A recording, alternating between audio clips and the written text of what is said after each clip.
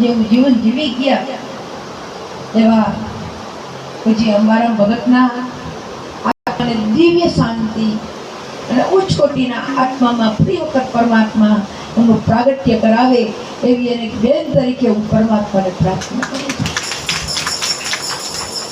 ગયા વર્ષે બરાબર આ જ સમયે હું ત્યાં ઘરે હતી. સતત કાનમાં ભજન શ્લોક અને રતનબેનની પુના કથા ચાલતી હતી. એને પણ કારણ કે બહુ અમારા ઘરો બહુ છે આપણો પરિવાર સાથે. આજે ભાઈની જે પુણ્યતિથિ છે તે નિમિત્તે ધૂન સત્સંગ ભજન અને ભોજન જે ચાલી રહ્યા છે ત્યારે હું મારી વાણીના પુષ્પ દ્વારા પૂજ્ય ભાઈને શ્રદ્ધાંજલિ અર્પણ કરું છું. બીજું, जब तू आयो इस जगत में जगत से तुम रोई करनी ऐसी करके चलो तुम चलो चलो. ये विदाई